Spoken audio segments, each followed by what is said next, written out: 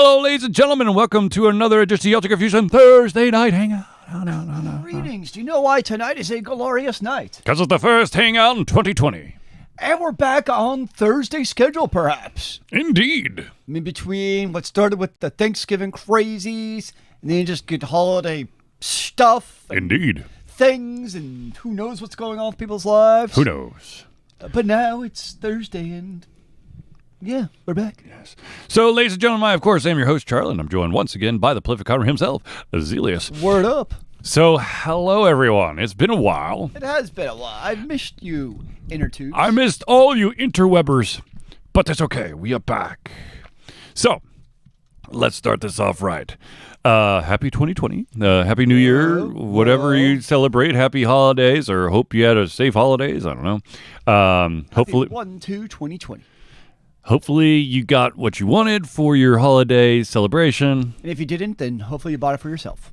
Yes. That's the fun part of being a grown-up, is that if someone doesn't get it for you, there is a small chance you can get it for yourself. Or you realize you're wallowing in a self pit of money loans and crushing debt from that esteemed education and car loan and house loan and medical insurance and everything else necessitated to live the American dream, and then you just cry instead. You just buy yourself a beer. Okay, I could buy myself a beer instead of a brand new 80,000-inch TV. Who the hell has an 80,000-inch TV? An astronaut. Sweet. Because that's how they watch the Earth. I did not know that. The more you know. All right, so ladies and gentlemen, let's jump into a couple things that have happened since last we were speaking. Wow, that made no sense whatsoever. There was a new decade. There was a new decade. Okay, let's go over the easy one first, and that is that there are people out there that are shocked that there is a record number of Disney Plus subscribers who are canceling their subscription. When The Mandalorian's over, I'm assuming. Exactly. As soon as The Mandalorian ended, a bunch of subscriptions, like a ton of subscriptions went. Well, at the end of the NFL playoff season, guess what I'm probably canceling? Cable? Yep. That's how people do things. There's no long-term commitments anymore. Yeah, well, because you went from the day of cable where you had no choice, right? I mean, if you tried breaking your cable commitment, it was like signing away your third-born child. There was also nothing called on demand. Sure. Whereas now, you can cancel Disney Plus, go back to Netflix, or go onto Hulu, or go onto Amazon, whatever service behooves you, and you can binge watch to your delight. Now, my strategy is with Disney Plus. Granted, I don't have kids, so it helps. Is I'm waiting like 3 or 4 years. Okay. Because after then, they'll have a couple seasons of The Mandalorian and they're doing all of the Marvel shows like the Scarlet Witch show and all those. Hawkeye. So I'm going to wait till they have a couple seasons of those and then binge the hell out of some Disney Plus is my plan. Interesting. Now, I may probably, in all likelihood, break before that. But as long as also the current services I currently subscribe to continue to put out content, it makes a difference too. Yes. Well, I personally have not fallen into that trap just yet. However, I will thoroughly admit that the pressure has started to be applied because of the kids and the fact that if you want to watch Disney movies, you need Disney Plus. If you don't own the Blu-ray, yes. Which I'm one of those old people who actually still buy the damn Blu-ray, because guess what? There are times where you don't have the internet, and when you don't have the internet, you can't watch shit. Now, what about the dish that have to phone home to the motherload to be like, is this a DRM authenticated disc? Yeah, I don't have any of those. I imagine they exist somewhere though. Oh, I'm sure. Like early on, like the ones with Blu-ray Live. There were some that like you had to beam to the mothership to like get like the latest firmware, the latest patch for your movie. Yeah, basically, yeah. And also the latest trailers, which I have noticed. I don't know if anyone out there has noticed, but if you have Blu-rays now, they're getting tricky. They're stopping. A lot of the Blu-rays have stopped the ability to jump past the quickly jump past all the the previews. Oh, yeah, nice. Now, of course, the way around is you just go next scene, next scene, next scene until you hit the movie menu. But you can no longer hit like top menu or whatever main menu. You can't do that. It just says, gives you that fun little circle with the line through it. Nope, I'm just purely subscription. I'm just streaming all the time. That's my life. I am not, but it's getting closer and closer. I've got YouTube TV. Of course, PlayStation View is now dead. Nice. Well, one of my problems is, so I've thought about upgrading my TV. I have about a 10-year-old TV. I mean, it still works fine. And I've thought about it, but my one conundrum of like, almost what's the point? Because I'm streaming basically everything from Netflix and Amazon Prime, where even if it's 4K HD, it's still highly compressed. We are not getting that true 4K TV anyways. It's not like Blu-rays, basically. Like, that's where really the new TVs, that's where you really get that magnificent gloriness. Magnificent? Magnificent gloriousness, yes. Is the Blu-rays, which I'm never going to do Blu-ray. I'm just not. And so for me, it's like, really, if I'm just streaming, does it even make sense? Nothing makes sense if you're just streaming. Yeah. Yeah, that's kind of... The only reason it does make sense is to get a bigger TV. So now you could see the super duper pixelated version when your internet craps out. Oh, I just don't let my internet crap out. I behold it to my will and make it chug along in the tubes. No, yes, that is it. That is definitely. I'm actually pretty I'm pretty lucky with my internet, where I actually have pretty good throughput at pretty much all times. So funny thing though. And I actually, I was keeping my ear to the ground, as it were, during bowl season. It's still going on, by the way. There's still a bunch of college bowls out there. Nobody cares about them anymore, except for Mondays. But anyways, what was interesting was, for some reason, something was going on with one of the ESPN channels. And it didn't matter if you had perfect, connection speed, all that shit. It was still blocky and kind of blah as hell. There was just something coming out of their own knock center. And yeah, that was, so I used to use WWE Network. I actually haven't watched wrestling in ages now, but at the first I did. Bastard. And I remember the first couple pay-per-views were just terrible because they, as with a lot of new services, they extremely underestimate the demand, or they just didn't scale it well enough. And like the first pay-per-view was painful because it just kept on chopping out. No, but yeah, so like a bunch of like the games was just like, it looked choppy, like you got a bad internet connection, but literally you could change to like a different ESPN or CBS or Fox, whatever else has that. It's like perfect clarity. Interesting. So it's just ESPN. That being said, though, I did also learn one thing, and that is that the Chromecast I have downstairs in the basement is like a first generation, and YouTube TV freaks the fuck out every single time. It's like, this is a first generation. You're going to see issues while we stream through this. Huh. Interesting. I mean, that's got to be, 6-7 years old? Probably. I mean, Chromecast, the first generation came out a while ago. What are the actual hardwares that Google has not dropped yet? Yeah. Well, I've got my my Nexus tablet. Wow. I have a Nexus tablet. No, I still have my Nexus phone, but it's that stupid crappy micro USB, and it doesn't work because of the USB. Oh, well, my tablet still works. Do you actually use it for anything? Heck yeah, it's my graphic novel reader. Ah, very nice. That's Indeed, indubitably. So, anyways, so that happened. There was another exciting streaming show that came out too, along with The Mandalorian. The Witcher. The Witcher.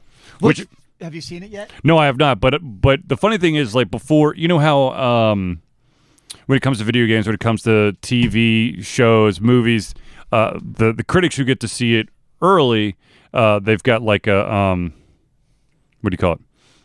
They have an embargo. Oh yeah. They have to sign, so they can't say anything until within 48 hours of the release or something like that. And the weird thing was, there were so many critics out there who just like, The Witcher's terrible. Oh my God, you shouldn't watch it. And then it gets released into the masses, and now on like Rotten Tomatoes, it's got an average score of like 89. Oh, it's very high among the, like, as a TV watcher, it's extremely entertaining. Probably, slight spoiler, the one thing that they do, So probably what people are confused about is if you have no familiarity with the show in the characters, it could be extremely confusing. So that would be part of my assumption is, and even to me, somebody who knows kind of the characters, what's going on, there was some stuff you're like, what's going on? So there was some weird stuff that they did with the settings where you could definitely be confused. Well, I ironically, a lot of because I read some of I read some of the reviews from the early on critics. So some people are like really nitpicking on some random stuff, like his hair looks like a wig. It's just like a bad wig. Costuming is just terrible in this thing, and then the kind of like color that they're using is just too blah. And I'm just like, but what about the story? Now the universal praise is Henry Cavill, who, he kind of pooted in Superman. Not going to do Superman, but still. It was a DC movie. I mean, you were screwed as soon as you got casted. The thing is, I've been a big fan of Henry Cavill ever since he was in The Tudors. So he was originally in The Tudors, and he was Henry VIII's like BFF in the show. And ever since he was in there, I'm like, dude, this guy's awesome. Mm-hmm. So I knew he had acting chops. It's just DC movies are terrible, except for one. And so, just the Christopher Nolan Batman. That's a good point too. Yes. But Henry he crushes being the Witcher, Mr. Geralt. Now, part of it too is he's a fan of the series. Like he's like when he got the role, he was excited because he's like, yeah, dude, like I played his games, I know what's going on. And it makes a hell of a difference to actually hire or bring someone on who's actually seen or enjoys the source material. But he just exudes it, like his reactions and how he acts it. You're like, yep, this is The Witcher. And the other thing that I know some of the critics kind of panned was the dialogue. Mm-hmm. But I actually felt like the dialogue felt video game-ish. Because, like in video games, they're not giving you, it's not like a 4-minute monologue, right? It's like kind of back and forth, like 2 or 3 sentences back and forth. Mm-hmm. And The Witcher, he would be very abrupt and just like, yeah, he was not always the most verbose person. And the way they did the dialogue, it felt to me like a conversation among an NPC and a player. Mm-hmm. So I actually really liked how they did the interaction between characters. To me, felt like I could almost like see it like in a video game the way they were conversing. So I thought it was really cool. I enjoyed the series, and I know they've already renewed season 2. And they've got 7 scripted. Yeah, it's like 7 seasons scripted. They're trying to do a Game of Thrones. Only they actually have a plan for 7 seasons instead of being like, oh, we need source material. Oh, crap. Let's just make it up and shit the bed. Yeah. Yes. Now, another show that they've already penned for is the producers of The Witcher have signed on to produce a live action of Final Fantasy XIV on Realm Reborn. Really? This happened like a day or 2 ago. Interesting. Final Fantasy XIV, which has obviously now, many years into the MMO, has a lot. Is this going to be like a Warcraft movie again? Like, it's going to be this small itty-bitty story where everyone who's against each other have to bond together so that they could do some other, they have to fight some other evil? Well, the one thing they do in 14 is you are the hero of light, which means you are like the central protagonist. So like a lot of MMOs, right? You're just kind of like an auxiliary because like even in the wars, Warcraft, you still have the other major characters. You're just basically a pawn who can just randomly kill everyone, basically. Whereas, you are the unsung hero. You just don't know it. You're reluctant, but you have amnesia, so you don't remember your story. But you gain a group of friends who have nothing in common, yet something bonds you together as a team, and you kill this thing that ends up being the thing that's going to end the world, or maybe by killing it, you ended the world. Whereas in 14, you actually are like the central protagonist. And so they could take, I don't know, there's a lot of interest. How does that work, though? If you are the central protagonist, what about me? If I'm playing the game, am I the central protagonist? Are you saying that we're both central protagonists? Oh, my God. Yes. Yeah.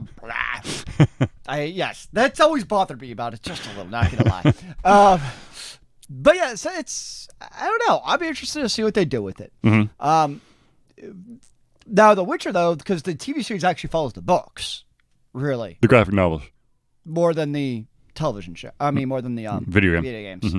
So, yeah, I'm excited. But hopefully... What, you're saying that there's not a card game built into the series? Well, we haven't seen entire season of just playing Gwent. Of course. It may happen. Of course. Actually, it'll be the World Series of Gwent. It's now going to be on ESPN, the Ocho. The Ocho. It's a tie-in. It's a new tie-in production. I don't know. The way we're going with esports, it's probably going to be on the main mothership, ESPN or 2. I finally did play Gwent, though, because I actually picked up Witcher 3 for Christmas for myself. Mm-hmm. I finally played Gwent to see what all the madness is about. I've played all the Witchers. I've played a couple hours of Witcher 3. I'm enjoying it. I could not get into The Witcher 1. I just did not enjoy the gameplay. Well, see, the problem for me, or it's not a problem, but one of the weird things that happened to me was I actually played the second one first and then went back to play the first one. And I was able to beat both of those. I think because I kind of knew where one was going to go to. Sure. So I was able to stick. I understand one was a little bit rougher around the edges. But that being said, it's be interesting to see where they could take The Witcher. But you know what everyone's excited about? Cyberpunk. What is it, 2077 or something? 2097, something. Whatever it is. Yeah. I mean, Thing's huge. they, what is it? CD Projekt Red Key, they have a history of awesomeness. Indeed. I mean, really. Yes. So the question is, okay, so here's a question. Is Keanu Reeves in it? That would actually be kind of nuts if he was, to be honest. I thought he is. No, he is the voice of the main character. Isn't he like the voice of one of the characters? No, I think he's an NPC. So at one time, Mm-hmm. Blizzard kind of had the same cred of CD Projekt Red Key, right? They were, people respected their games, they liked them, and then they've kind of lost that goodwill. CD Projekt Red Key, are they going to be able to keep that same, like, oh my gosh, we're super excited, this is going to be awesome?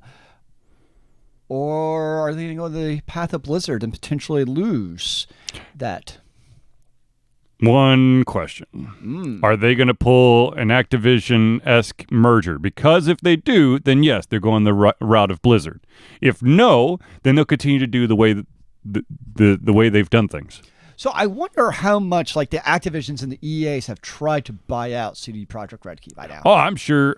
I still am scratching my head over the fact that Blizzard signed on to Activision because Activision, their entire philosophy of we're going to make you the same fucking game, we're just going to paint it different colors, doesn't really mesh with, the way that Blizzard had been doing games forever. So as long as they stay, Independent, or they join forces with like-minded individuals and not capitalistic a-holes, then they'll continue to do the stuff that they're good at and not try to rush a project or get so far into second-guessing yourself that you break a game into 3 pieces, but then it's supposed to be the same online piece but different single player, but you have to add pieces in, but at the same time, what the hell is going on? And no. Did all 3 of the StarCrafts ever even come out? I actually don't know. Yes, they have. Okay. I figured they had by now because it's been a couple of years, but because of your exact point, though, because it became like 3 weird games, maybe kind of sort of not really. That share a multiplayer experience. I was just like, no. Like, I understand. I understand that there was an interesting draw to like having a very sophisticated single player campaign for the Terrans and the Protoss and the Zerg. That was cool, but I would have rather had them, focus on like the overall multiplayer game and then added those pieces in for the people who wanted them. I felt like well, apparently that's what Overwatch 2 is it's going to be the PvE experience of Overwatch that's still in the same world as Overwatch 1.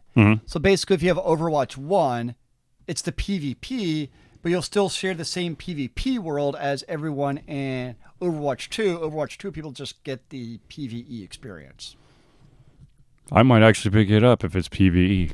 I'm a PvE guy. That's supposedly, that's for whatever I line, that's what's going on, which to me is an intriguing idea. Actually, I'm like, Well, I mean, it's one thing to build upon the universe that your game is set in. It's another thing to try to reinvent the wheel. And the way that you described it doesn't look like they're trying to reinvent the wheel. They're trying to immerse those who are interested into a different piece of the universe. Well, they've done so. They have in-game PvE events where it's basically you just fighting. Obviously a bunch of scripted bots who come to you in a team, and they're pretty fun. And it's always been a question like, man, why is this like more of an experience? And those have always been free to play. I mean, Overwatch is one of those games where, other than skins, you can buy loot boxes. All the actual content, it does come out on the release schedule. So that's definitely something I'm interested in. And that's actually part of the reason why, probably. So when they come out with like the little PvE little adventures, right? And Overwatch, they could have probably charged people for it, right? They could have been like, oh, you have to unlock this PvE experience for $5, and people would have definitely bought it. Of course. But they didn't. And it's actually probably because of the fact they haven't charged for any of the additional content that'll actually be looking at Overwatch 2. Whereas if they charge, because now in the back of my mind, I'm thinking like, okay, Overwatch 2, you buy it, you have it. You're not going to buy extra crap. Right. Unless you want skins, whichever, that's fine. Whereas if they had charged for, each of the little events to be able to partake in this additional content, then I'd be like, nope, because it's going to be the same experience in Overwatch 2. But because they've kind of maybe built up a little of that goodwill again, I'm like, okay, I'm willing to give it a try. We shall see. We shall see. Now, that could obviously change at any time, because when you have Activision as your overlords, who the hell knows what's going to happen? Yeah. That's the problem. Yeah. So speaking of video games, so I understand projects of passion. Okay. So like, let's say that you're just a huge Mega Man fan, and so you decide to make your own Mega Man movie, or your own Mega Man fanfic, or band, or graphic novel, or video game, or whatever, or bourbon. Mega Man bourbon. Just saying, it'd be totally metal. Interesting. Anyways, so I know there's a lot of people out there who want to, they want to kind of like create their own little experience within the universe that exists, and a lot of we've seen it time and time again where people have done like fan films. Yes. And there's been a lot of companies out there, of course, shut that shit down simply because you don't own the IP, they do, and they don't want you to put like a bad mark on their IP. Now, of course, there are some IPs out there that probably could benefit from fans taking over those properties and making them better. Right off the top of my head, I would say that pretty sure that some fans could probably do a hell of a lot better with a Green Lantern movie than that company did. Anyways, so I think that's an established fact of the actual universe. But anyways, so the reason why I bring it up is that there is a modder out there who basically was like reverse engineering some shit to allow for Red Dead Redemption to be played on the PC. Now, of course, he got a cease and desist letter. And of course, his response was, well, I'm not actually making a new game. I'm just modifying this program so it could play. Ooh. And I understand when you modify something, you're staying within the rule, the little box garden. You're not burrowing a hole through the wall. But what is the wall? Where's the wall? Does the wall really exist? Or is it a figment of our own construct of our... Corporate America would say, yes, it exists. God damn it, it exists. And we could sue you if you touch that wall. No, I mean, I understand. Like, it's not the Xbox One just a glorified PC? Yes. I mean, all consoles are glorified PCs. They just have very strict parameters. It's like buying a Mac. You don't get to customize a lot of shit inside the Mac. Well, legally, that's probably what it comes down to, is you don't own Red Dead Redemption 2. You are licensed to play it. Yes, and of course with the the constant push towards subscription online always and subscription services, it's now becoming a service instead of a product. You're no longer gaining the right to use this product. You're going to have the right to utilize the service when it's available. Yep.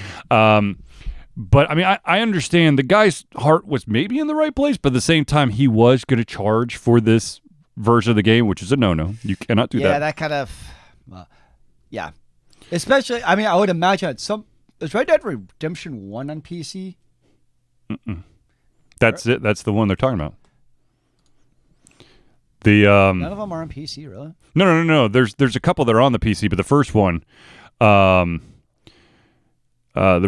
Red Dead Redemption 1 was never actually released on the PC. Huh. Number 2 was, but not the original one. Ah, gotcha. So this guy was just like, well, that's unfair. I'm gonna code the shit out of this so that people can play it. But of course, in order for people to play it, you're just like, well, I've spent time on this. You better pay me for it, which is a no-no. Yeah, once you start asking people to pay for it, that's gonna definitely not happen. Now, of course, you look at that type of situation, and you see a lot of people who utilize like GoFundMe and Kickstarter and all those things to do like fan film projects. Yep. So technically, okay. So let's get a little bit legal here. So technically, the individuals who are kickstarting their project, they're not asking you to buy their product. They're asking you to finance their project. So you know how you have all these different levels. You have like any amount helps, and then it kind of goes down to like you'll have your name in the credits. Yay! So technically, I mean, what you see at a lot of conventions is that people who've created fan like movies and stuff, they ask for donations to help them, hone their craft. But as a thank you, you may get a CD that perhaps has that fan film on it. Yay! That's kind of the workaround. The under the table agreement. Yes, the under the table agreement. But so, and I know that there's been quite a few lawsuits around Star Trek and fan films. However, when that came out, it was discovered that you cannot trademark or copyright a language. So anyone who wants to use Klingon can use Klingon. If only I knew Klingon better. I know. We could do an entire show in Klingon and Elvish. What do you think? I'd rather not. Oh. I'd rather do it in Dothraki. Way to live hardcore. But do you have your sword? No, I do not. But anyways, so I'm all for people trying to attempt to create their passion project, especially if I'm a huge like Spider-Man fan. I'm a huge kind of like Dungeons and Dragons type person, and so here's the thing. Okay, so let's look at this. Let's say that you're going Dungeons and Dragons, right? Sure. So you create your own campaign. Yep. Full of notes, pre-made characters. You make the little figurines and you sell it. Okay. Is Wizards of the Coast coming after me? If they're Dungeons and Dragons figurines,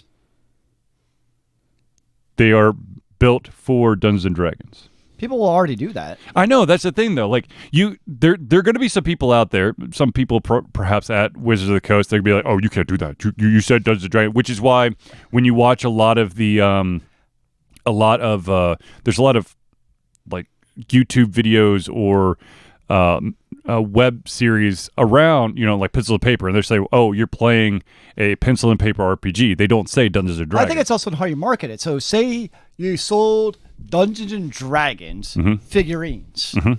Just those words make it sound like, to me, on the face, oh, it's from Dungeons and Dragons. Okay, yeah. Where if I see like figurines made to play with your Dungeons and Dragons campaign. No, I would shy away from Dungeons and Dragons. I would say that's a little bit different. I would say figurines to enhance your pencil and paper adventures. Yeah. I mean, that would be pretty clear at that point. Yeah. But a lot of it, I think, is how you verbalize it, too, and what your verbiage is and how you're trying to sell it. And I think it's one thing if it's figurines, right? Right. Because those are pretty generic Mm-hmm. versus like say you created like a campaign, right? Mm-hmm. And now it's like, oh, now I'm selling a Dungeons and Dragons campaign. That's probably getting a swift kick in the ass. That's why you get really tricky. You say, I create a campaign for any D20 system. Ooh. It just happens to say for Dungeons and Dragons in the subtext. No, there's dungeons, and there's these flying lizards called dragons that happen to be in your adventure. I like that. Yeah, so, I mean, like, yeah, with that, that's more of like a mod. That's a mod, really, because you're utilizing the system and you're building something within the rule set of that system. You're not creating a Dungeons and Dragons, like, virtual reality game. Well, it's also I do it. Like, if you think about, like, mods for, like, Skyrim, Yep. for instance, right? Like, Bethesda's all fine with you just having your mods. Yep. You know, that's a huge thing. Just don't sell them. Yeah, but if you started to sell the mods, that's a whole different ballgame. Right. And I think most people are pretty amenable towards that type of agreement, where if you kind of have a mod, especially when it's made to be modded, then that's fine. But if you start trying to charge money, that just gives you a whole different level of like, nope, that's not going to happen. And we've also seen people don't like to buy mods. Nope. That just doesn't really go anywhere. Yes. Well, because let's be honest, there are some very tricky asshole people out there who, if you buy a mod, there might be something attached to that mod that you don't know that they've weaseled in and they've stolen all your stuff on your computer. Well, and that's where, like, I've looked at modding games in the past, and like a lot of them are like, oh, you have to install this additional tool to do stuff. I'm like, noping out of that one. Basically, any mod that requires me to install some kind of additional tool, it's usually some kind of graphics package to make it look better. If that additional tool isn't automatically included on the initial install, then it ain't going on my computer. Exactly. Yeah, that's a good way to get everything stolen off your computer.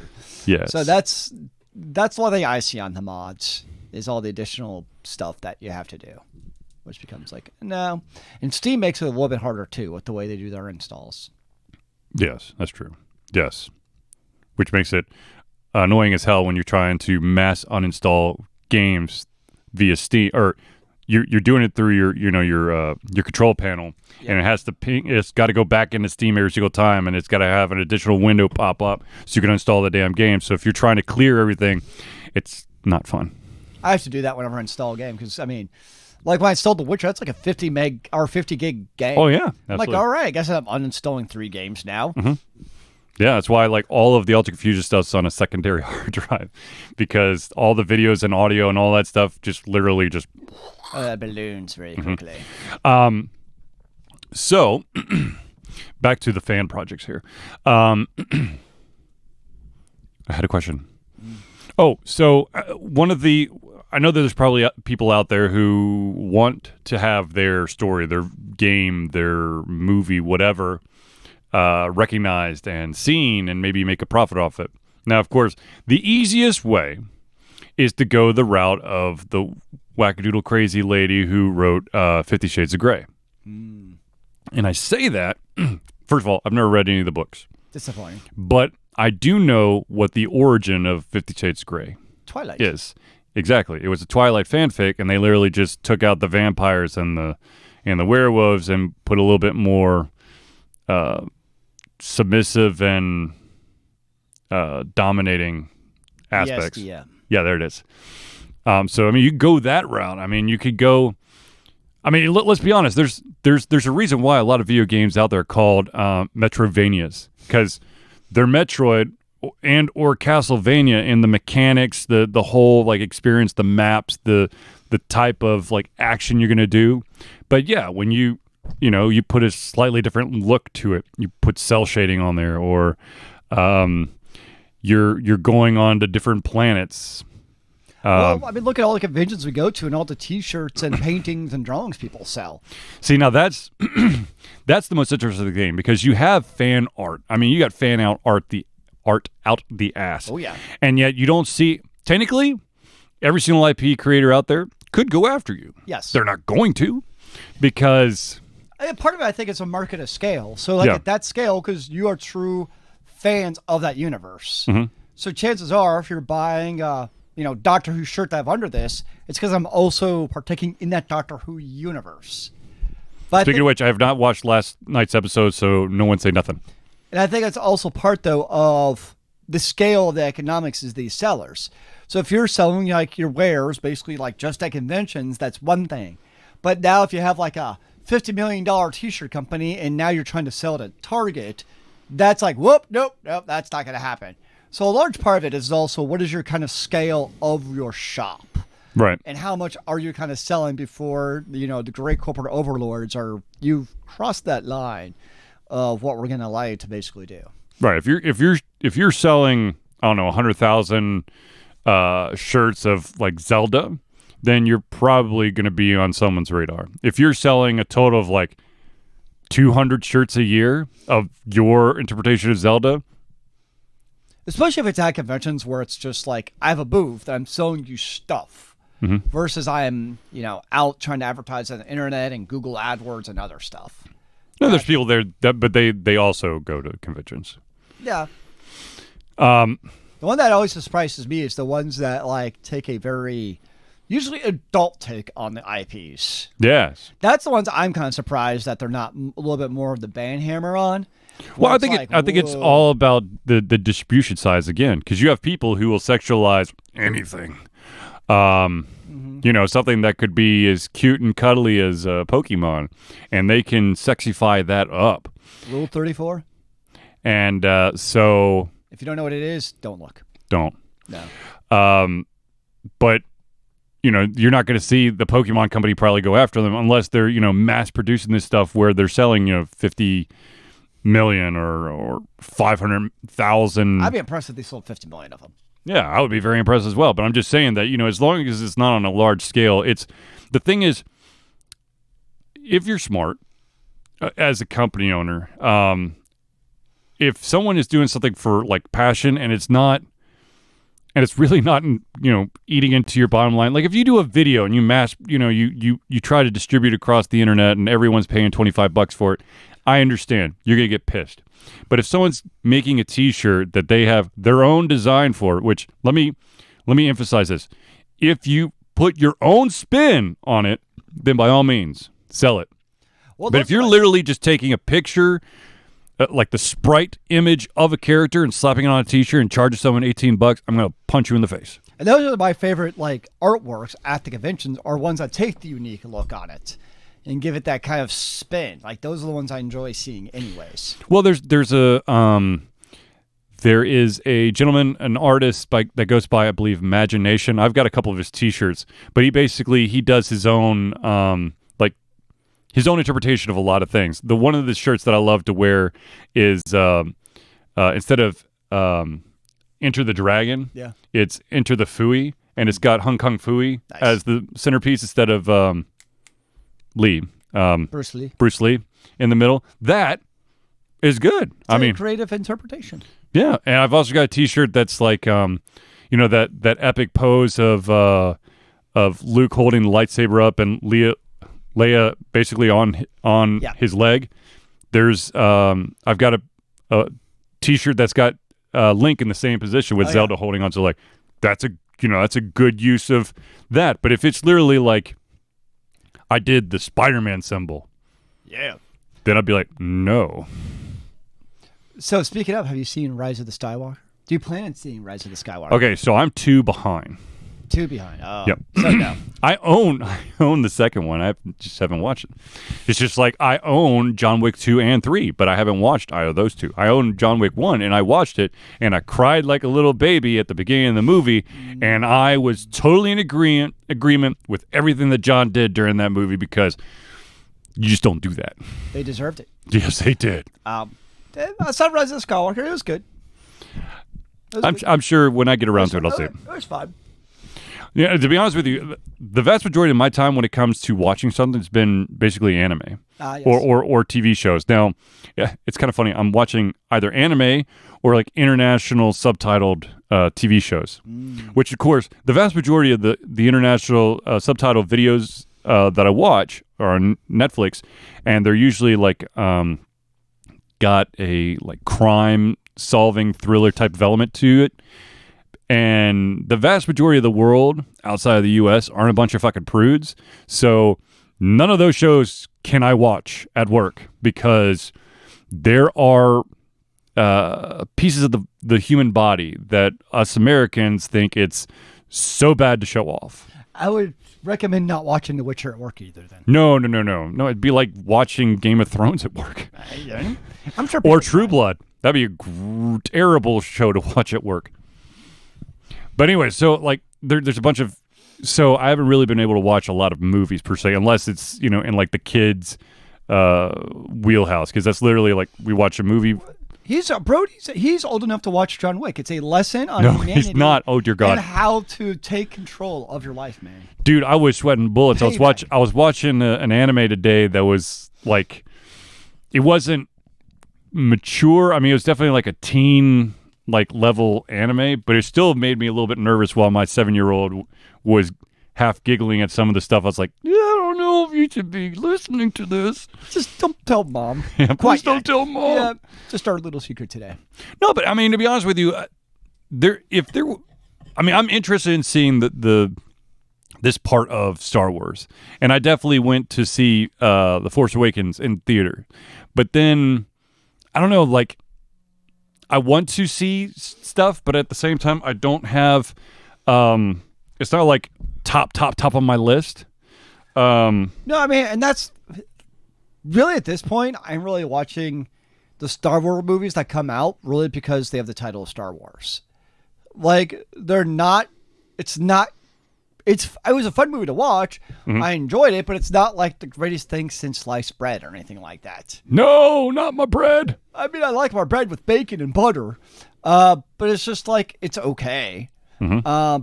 But it's like if somebody have other stuff they wanted to watch or see, I'd be like, yeah, go for it.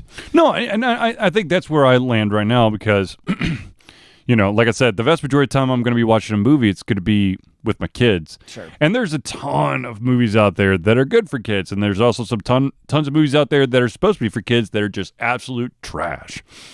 Isn't that life? Yes, it is. So I get to watch a lot of Angry Birds 2, Trolls, Big Hero 6. How to Train Your Dragon? How to Train Your Dragon 1, 2, and 3. Kung Fu Panda 1, 2, and 3. What about The Land Before Time? Yes. I don't understand. Like, there was an article today, or maybe it was yesterday, about like Don Bluth movies, and they were like, these things wreck your childhood. Like Land Before Time. Well, basically, it's troubling to a young child. The Secret of Nim, another one troubling to young children. You're saying just because it's like animated and has cartoons doesn't mean it's good for kids? Yeah. Let me list a couple of animes that are cartoons that if children were to watch it, they would literally be scarred for life. You could traumatize. Get them started early. Be like, kid, you're going to be traumatized for the rest of your life, so you might as well learn what it's like right now. There's an anime out there, ladies and gentlemen, because I'm sure that the individuals who are going to be listening to this are probably in a little bit more of the mature audience. Or maybe some children, I don't know. Age is not maturity, sir. Age, exactly. Age is but a number. But anyways, there's an anime out there called Apocalypse Zero. If you're into some weird-ass shit, go see it. If you do feel that it's a little bit weird for people to use the genitalia as weapons, don't see it. Enough said. The funny thing is, the main character does not do any of that. He has this awesome like armor suit that he wears. It's just all the bad guys utilize their Thunderball attack. Oh, and their other body parts. Sounds like the directors are trying to compensate. It sounds like the directors were smoking something crazy while they were trying to come up with something.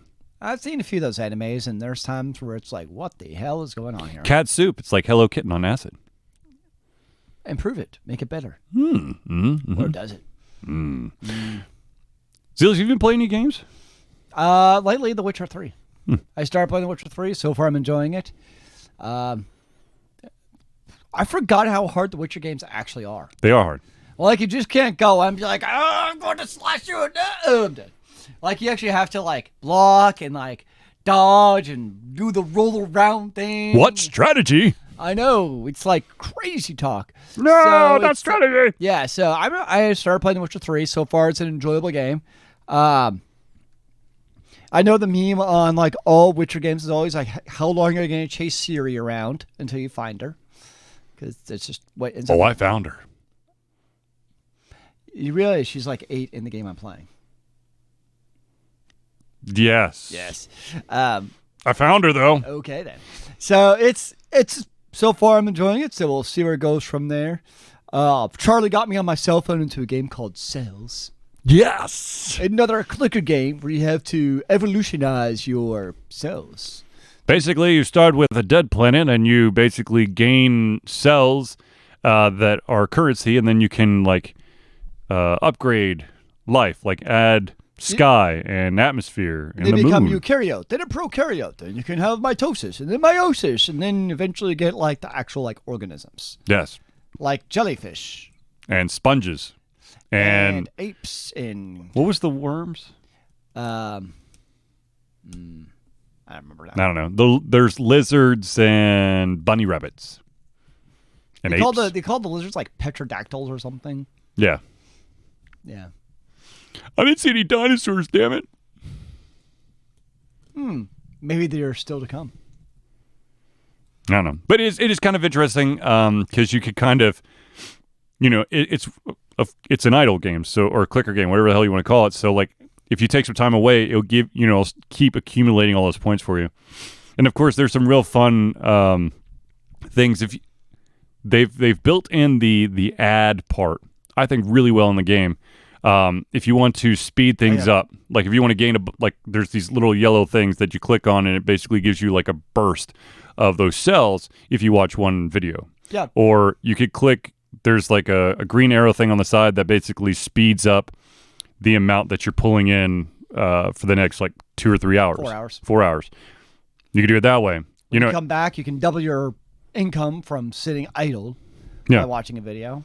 So it's all optional ways to support the game and increase your gameplay. And watch the same fucking ad over and over and over again. Yes. It's the battleship one for me. I'm just like, okay, I get it. You want to build ship, blow up other people. I got it. Waiting for the 30-second timer to go away so you can Exactly. X. You know, the funny thing is, there's been a couple times where the timer has started at 5, and I'm just like, hallelujah! Yes! Hack mode engaged. Yeah. And I really don't know how the hell I got into Cells, to be honest with you. So what is your new game of the year, sir? My new game of the year. Or game of the year for the Switch that you've been playing lately? So I just picked up a couple games for the Switch, and to be totally honest with you, I cannot remember them off the top of my head because I've been taking a little bit of a break. For those of you out there who are not patrons of Altered Confusion, change that shit! Because then you'll have access to a letter that I explained everything that's been happening this past year. And I'm not going to tell you nothing until you pay, bitch. No, if you probably ask me offline, I'll probably explain it. But anyways, I really haven't been playing a lot of games. What I have been doing is reading a shit ton of graphic novels. And the one that's really been revolutionary to me, and I didn't know I was, like when I started reading the series, I was like, I don't know. But it's called Transmetropolitan. No, Transmetropolitan, which was written by Warren Ellis. Warren Ellis is like The Watchmen and a bunch of other stuff. It's about a reporter named Spider Jerusalem, and he basically comes back into this weird, crazy ass world, and he becomes a reporter again. And like that does not sound all that exciting, but I'm gonna be totally honest with you. Once I got through the first volume, and I think there's 7 of them in total, I was hooked. And so what I does had he do to. as a reporter? He tells the truth. I mean, he literally he will do anything and everything to get the truth. He'll basically, tap dance on the line, and he also, in order to keep him in peak condition. I mean, he's not like he's not a straight-laced guy. I mean, he does a shit ton of drugs to try to keep his adrenaline up and to try to keep his mind bubbles going. But the really interesting thing about this series was that when you read books, any type of book or any collection, they have, you usually have like a foreword, someone who's written, the opening for the book or whatever. One of the foreword letters for one of the volumes of Transmetropolitan was written by the one and only Patrick Stewart. Mr. Picard. And the way, when you read what he put in there, you're like, holy shit, he really is like 100% an absolute fanatic nerd of Transmetropolitan. That's cool. Because the way that he wrote it, he's like, I can't say that this character is my hero because he's not. And if I were to say that, he would probably find me, write something about how I don't know the hell what I'm talking about, because that's the kind of like character the guy was. Yeah. He's like, he tells it how it is. He's not going to sugarcoat it for you. He's going to piss off a lot of people. But like his way of, going through life and trying to navigate all the craziness that is society, it works perfect in today's society. And so like literally, if you're looking for something that's non-traditional, it's not, it's not going to be action packed. Yes, there's going to be some shooting, there's going to be some fighting, but the vast majority of it is this guy trying to get the story to, uncover the truth. And I have to say that I 100% recommend it to anyone and everyone. I also watched an anime called Made in the Abyss. There's only one season, and I got really pissed off because like the one season came out in 2017. I'm like, oh man, there's gonna be a second season somewhere because this is good, because I got hooked. And they're like, yeah, so we made a couple like follow-up movies, but they really don't like add to the story. But we're thinking about doing a season 2 movie, not really a season, just a movie. I'm like, you son of a bitch, what the? You had such a good, did like the characters and the story. I'm just like, motherfucker. What is about an anime and their weird way of doing seasons / movies / half season / weird time warp / who knows what the hell's ever going on with some animes. I'm looking at you, Berserk. Now, of course, the original Berserk, they came back and did a bunch of OVAs or sections. They did it was like a 3-parter to kind of like wrap everything up. And then there was this, once upon a time, there was, I think MTV was actually going to do like the Dark Swordsman or something. It was going to be basically the same thing, but it was going to be, of course, completely on Guts. So did Berserk, the anime, actually ever finish its storyline? The original one? Yeah. No, it ended in 26, which was, here's the first episode, and then it goes back in time. Yep, I remember that, yeah. This is 26. And then here's the first episode. Yep. Here's 26. Never made it to the end. Artistic ending, my ass. No, it just didn't finish. Yep. Yeah. I do recall that. So that's what I was curious if they ever finished that. No. That's disappointing. No. Not even the OVA movies finished that? Or no, to be honest with you, I didn't actually watch the OVA. I own all 3 of them, but I haven't watched it yet. How many animes do you own that you have not actually watched? Animes that I've owned that I have not watched. Or disc? Okay, so we've already found 6 in the last hour. Yeah, so I haven't watched Boondock Saints 2. I have not watched the last 2 John Wicks. I haven't watched the second Star Wars. I've got about 3 Studio Ghibli movies that have not been unwrapped. I've got the whole Berserk ones that have not been unwrapped.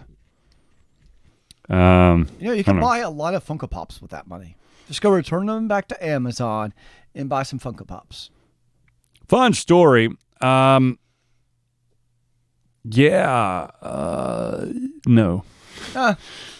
Good story. You can sell them on eBay. Nah, I'll keep them. Sorry, my phone is going off underneath the table. It's my little sister. She's in town, so she's trying to talk to me even though she knows I'm supposed to be doing a show. Shouldn't she be on the show with us? She should, but she was out with family having dinner, so. Anywho, so who does family with dinner for the holidays, sir? I don't know. But anyways, ladies and gentlemen, I think we've basically wrapped it up. I mean, Zealeus, you got anything you want to add? When are you going to watch The Witcher so I can talk about it? Soon. Okay, fair enough. But anyways, ladies and gentlemen, you may have noticed a couple of different things. One, Actually, one big thing is that there's no ticker at the bottom of the screen. And the reason for that is that we're going to try something different tonight. So if you're interested in finding out any information about our Patreon, our Instagram, our Facebook, our Twitter, our YouTube, our Twitch, our website. The website's not actually on there. It was never on there? No, it's not on there anymore. Oh. Anyways, I mean, do what Zealeus always tells you to do. Just Google Altered Confusion. Google the Altered Confusion, and we are the first hit. Indeed. And of course, I need to add the mailing address back into the thing. But in case you want to mail something to us, all you got to do is go to your local postage office. Postage office? You don't have it memorized yet? No. And all you got to do is go to 1551 Dunwoody Village Parkway, number 88276, Dunwoody, Georgia 30338. Now, as Charlie always likes to point out, here's the key. You have to put the number 88276 in the address. What happens if you do not include the most important number of the entire address, sir? Then it gets sent to the post office, and it doesn't know where to go, and so it'll sit there for 2 to 3 business days and then be resent back to you, or returned to you. Be very sad. And we would be very, very sad. Now, of course, I did finally check our box recently, and unfortunately, we did not have any gifts, but we did have was a bunch of weird-ass like catalogs for like industrial disposal. Like, what the hell is this? Like, you know, it's I threw it. No, I threw it away, but it was really funny. Like, you're flipping through, it's got like all those, you know, the ribbons that's like caution, danger, electric, and it's got like all these different like, you know, waste bins. I'm like, who the hell do you think I am? I've got dead bodies in the basement. Well, it's funny what you get. So I bought some Skechers at the store. Mm-hmm. But I had to have the actual size that fits into my house because I have a midget size foot. Yes, he does. And, well, part of it is, I don't know if you ever noticed, when you look in the display, it's always the smallest size that they have in stock is the one on display. Not always, but yes. Like 90% of the time. It's supposed to be, at least. When you are in the Bigfoot category, that's not always the case. Well, the problem is so since most of the time, at least, mine's the one on display, it might fit, but it means that the shoe is also mangled because that's what people have been like tossing around, especially when it's leather. It's all like, okay, I need to ship to my house, right? I'm like, okay, that's fine. So I get to my house and it's a big box, and like Skechers, because they send like a bag and like a pin, and like all this other crap with it. Where I'm like, thanks. It's called swag. I got free swag, I guess, because yes, swag. Got it sent to my house for the same price as buying at the store. I don't know. It was weird. They now have your home address. Yeah, which means something. They'll come knock on your door in the middle of the night. I'll get catalogs, and they'll try to sell me on the goodness of Skechers shoes. Indeed. Well, anyways, ladies and gentlemen, I'd like to thank everyone for tuning into the Altered Confusion Thursday Night Hangout. From myself, Charlie, and Zealeus. It's been a pleasure giving you everything coming out of our heads, our mouths, and, of course, our hearts. We'll be back next Thursday for another Altered Confusion Thursday Night Hangout. Remember, kids, keep on gaming in the free world. Amen to that, brother.